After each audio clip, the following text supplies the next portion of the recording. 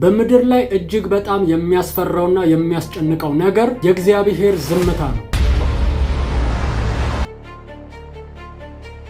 በከባድ ሁኔታ ውስጥ እያለፋችሁ እግዚአብሔር ዝም ይላችኋል። የእግዚአብሔር ዝምታ ትርጉሙ ምንድነው የሚለውን በ3 ነጥብ ከፍዬ በእግዚአብሔር ቃል መሰረት በዚህ ቪዲዮ ላይ እንማማራለን። ይህ ቪዲዮ ብዙዎች ጋር እንዲደርስ ላይክ ያደረጋችሁ ጀምሩ። የምለቃቸው ቪዲዮዎች ሁሉ በፍጥነት እንዲደርሷችሁ ሰብስክራይብ የሚለውን በተን በመጫን ቤተሰብ መሆን ትችላላችሁ። ማታቁኝ እኔ አገልጋይ ፊልሞን እባላለሁ። ቀጥታ ወደ ትምህርታችን እንሄዳለን። ሰላም ቅዱሳን ሁሉ መልካም፣ ክብር ለኢየሱስ ይሁን። እኔም ባለቤቴም በእኔ ዙሪያ ያሉ ቤተሰቦቼ ሁሉ ሰላም ናቸው።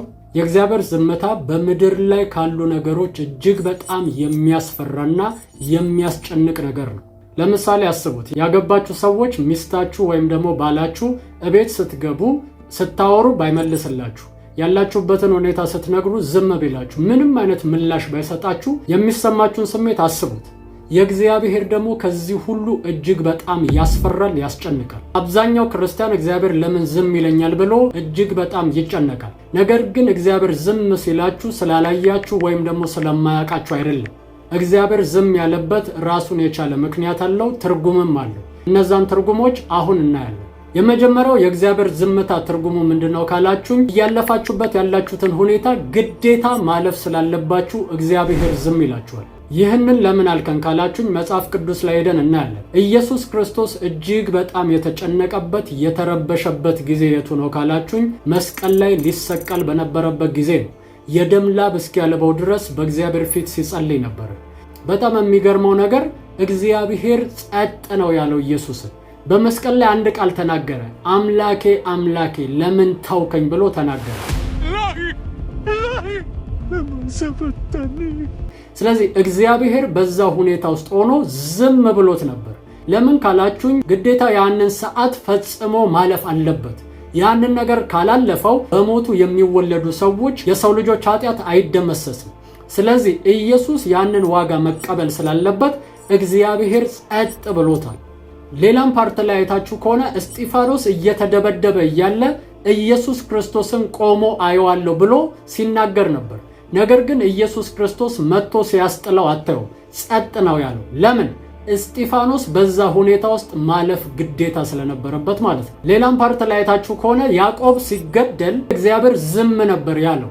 ነገር ግን ጴጥሮስ የታሰረ ሰዓት ጴጥሮስ በዛ ሁኔታ ውስጥ ማለፍ ስላልነበረበት እግዚአብሔር መልአኩን ልኮ ከዛ እስር ቤት አስመልጦት ነበር። ስለዚህ በሕይወታችሁ ላይ አንዳንድ ሰዎች እግዚአብሔር ከዚህ ነገር አወጣኝ፣ ከዚህ ነገር አሳለፈኝ፣ እግዚአብሔር ጣልቃ ገብቶ ከዚህ ነገር ነፃ አወጣኝ ሲሉ ትሰማላችሁ።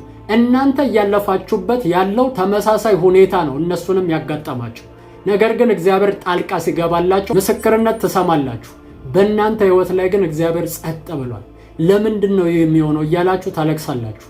ግን ያንን ሁኔታ ማለፍ ግዴታችሁ ስለሆነ ነው። ያንን ሁኔታ በማለፋችሁ ውስጥ ከፊት ለፊታችሁ የምትገቡበት ትልቅ ድል አለ። ያንን ሁኔታ ባለፋችሁበት ሰዓት ላይ ከፍታ ውስጥና አሸናፊነት ውስጥ ትገባላችሁ። ከዚህም በፊት እንዳልኳችሁ ሁልጊዜ አስተማሪዎቻችን ክላስ እያስተማሩን እያለ ስንጠይቃቸው መልስ ይሰጡናል። ለሚፈጠርብን ጥያቄ ሁሉ መልስ አላቸው። የፈተና ቀን ላይ ግን ራሱ ያስተማረ አስተማሪ እንዳላየ ሆኖ ነው የሚያልፍ። ጸጥ ይልሃል። ለምን ከተባለ ያንን ፈተና ካላለፍክ ደረጃ ስለማጨምር ማለት ነው። እግዚአብሔር በፈተና ውስጥ ስታልፉ ዝም የሚላችሁ ለምንድን ነው ካላችሁኝ፣ በዛ ፈተና ውስጥ ማለፋችሁ ግዴታ ስለሆነ ነው። ነገ ትልቅ ክብር ላይና ከፍታ ላይ ትቀመጣላችሁ። ለዛ ነው መጽሐፍ ቅዱስ ሲናገር ከፈተናው ጋር ደግሞ መውጫውን ያዘጋጅላችኋል ይላል። በዛ ፈተና ውስጥ ስታልፉ እግዚአብሔር ያላችሁን ደረጃና አቅም ስለሚያውቅ ነው ዝም የሚላችሁ። መጽሐፍ ቅዱስ ሲናገር እንደዚህ ነው፣ በልዩ ልዩ ፈተና ስታልፉ እንደ ሙሉ ደስታ ቁጠሩት ይላል። ለምን ከተባለ የእምነታችሁ መፈተን ትዕግስትን እንዲያደርግላችሁ አውቃችሁ ይላል። ስለዚህ የእምነታችሁ መፈተን ትዕግስትን ይሰጣችኋል። እምነታችሁ ደግሞ ተፈትኖ ሲያልፍ ወደ ሌላ ደረጃ ውስጥ ትገባላችሁ ማለት ነው። ስለዚህ በዚህ ነገር ልትጨነቁ ሳይሆን ልታመሰግኑ ያስፈልጋችኋል።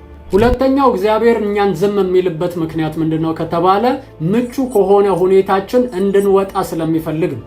አንድ አገልጋይ ሲናገር የሰማሁት ስለ ንስር ያወራውን ነገር ልንገራችሁ። ንስር እንቁላሏን ከመፈልፈሏ በፊት የምታደርገው አንድ ነገር ነው። ጎጆዋ የሚሰራው መጀመሪያ በእሾክ ነው። ከዛ እዛ ላይ የሆነ ጎማ የሚመስል ነገር ታረግላቸዋለች። መጨረሻ ላይ ደግሞ ጭድ ይደረግላቸዋል። ከዛ ልጆቹ ከተፈለፈሉ በኋላ እያደጉ ሲመጡ ጭዱን ታነሳዋለች። ለምን? ጭዱ በጣም የምቾት አትሞስፌራቸው ነው። ንስሮች እንደምታውቁት በከፍታ የመብረር አቅም አላቸው። ስለዚህ የሚወለዱትም ተራራ ላይ ነው። ስለዚህ ምቾታቸውን ትነሳቸዋለች። ከዛ ትንሽ እድሜያቸው ደግሞ እየጨመረ ሲሄድ ጎማውን ታነሳባቸዋለች። ጎማውን ስታነሳባቸው ኦልሬዲ እሾክ ላይ ነው የሚቀመጡት። እሾክ ላይ መቀመጥ እጅግ በጣም አስቸጋሪ ስለሚሆንባቸው ወጥተው ለመብረር ይገደዳሉ። ወጥተው እንዳይበሩ ግን ፍርሃት ይይዛቸዋል። እዚህ ውስጥ ደግሞ ያለው የእሾክ መውጋቱ ደግሞ ከፍርሃታቸው በላይ ያስጨንቃቸዋል። ስለዚህ ሳይወዱ በግዳቸው ወጥተው መብረር ይጀምራሉ። በዛ ውስጥ አቅማቸው ይገለጣል ማለት ነው። ስለዚህ አብዛኛውን ጊዜ በውስጣችን ያለው ነገር እንዳይገለጥ የሚያደርገው ነገር ምንድነው ካላችሁኝ፣ በምቾት ቀጠና ውስጥ መኖራችን ነው። ይህንን ነገርማ አላደርግም፣ ይህንን ዋጋ አልከፍልም ብለን ተመቻችተን እንቀመጣለን። ነገር ግን ከባድ ሁኔታ ሲመጣብን ማድረግ ያለብንን ነገር ተገደን እናደርገዋለን። መጽሐፍ ቅዱስ ላይ አይታችሁ ከሆነ ሐዋርያት ተመቻችተው ተማሙቀው ኢየሩሳሌም ላይ ተቀምጠው ወንጌልን እየሰበኩ ይኖሩ ነበር። ነገር ግን ከኢየሩሳሌም ወጥተው ደግሞ ወደ ሌላ ከተሞች እንዲሄዱ ኢየሱስ ክርስቶስ በቃሉ ላይ ተናግሮ ነበር። ስለዚህ የሆነው ነገር አንድ ነው። እስጢፋኖስ መገደል ነበረበት።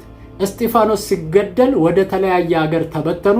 በሰማሪያ ላይ ፊልጶስ ሲሰብክ ታስታውሳላችሁ። በእጁ ብዙ ድንቆች ሆኑ፣ ብዙዎች መዳን ጀመሩ።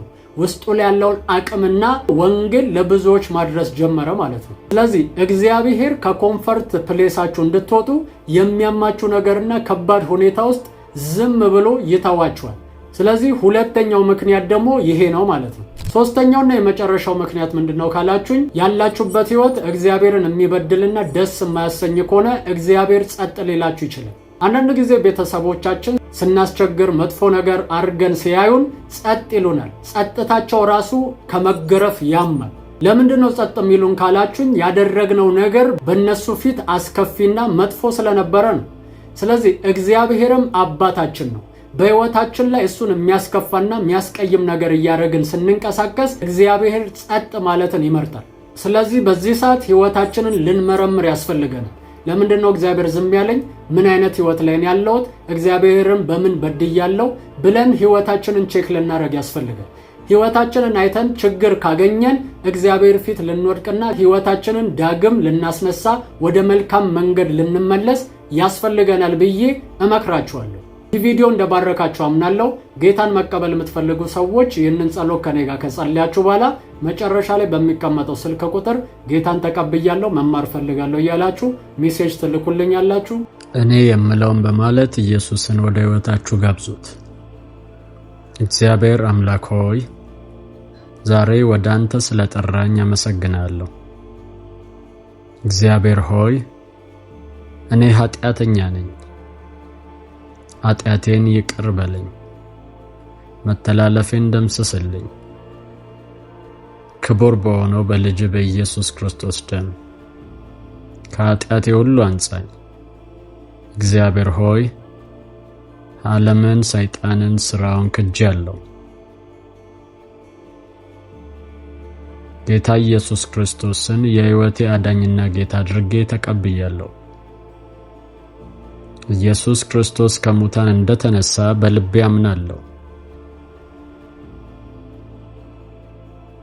ጌታም እንደሆነ በአፌ መሰክራለሁ። እግዚአብሔር ሆይ ስለተቀበልከኝ አመሰግናለሁ። አሁን ልጅ ነኝ። ይህን እድል ስለሰጠኝ አመሰግናለሁ። አሜን፣ አሜን፣ አሜን። አሁን ጌታን እንደ ግል አዳኛችሁ አርጋችሁ የተቀበላችሁ ሰዎች ትምህርት ለመማር በዚህ ስልክ ቁጥር ደውሉልኝ 0920 999642። ተባረኩ። ተባርካችኋል፣ ተወዳችኋል ቅዱሳን። ይህንን ቪዲዮ ለብዙዎች ሼር በማድረግ አብራችሁኝ እንድታገለግሉ አሳስባችኋለሁ። ሻሎም።